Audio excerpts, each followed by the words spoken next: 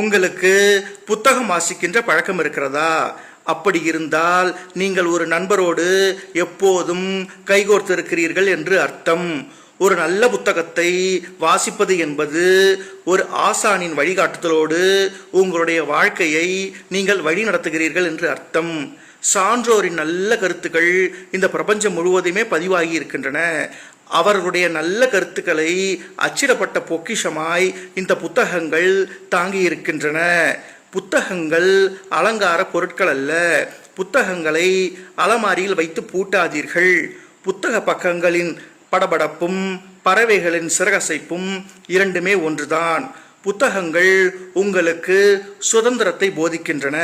புத்தகங்கள் உங்களுக்கு சுய சிந்தனையை தூண்டிவிடுகின்றன. புத்தகங்களை வாசியுங்கள். எப்போதும் உங்கள் கண்ணில் படும்படியும் உங்கள் கைக்கு எட்டும்படியும் புத்தகங்களை வைத்திருங்கள். 1-2 பக்கத்தை அவ்வப்போது படியுங்கள். புத்தக வாசிப்பு உங்களை மேம்படுத்தும். இல்லை, எனக்கு புத்தகம் படிக்கிற பழக்கம் எல்லாம் இல்லை, எனக்கு புத்தகம் படிக்க நேரமே இல்லை என்று நீங்கள் சொல்வீர்களானால் அதற்கு அர்த்தமானது புத்தக வாசிப்பின் சுவையை நீங்கள் உணரவில்லை. புத்தகம் வாசிப்பதால் அடையக்கூடிய மகோன்னத நிலை பற்றி உங்களுக்கு எதுவுமே தெரியவில்லை என்றுதான் அர்த்தம். புத்தகம் வாசிக்கும் பழக்கத்தை ஏற்படுத்தி கொள்ளுங்கள். உங்களுடைய வாழ்க்கை வளமாகும், இது நிச்சயம்.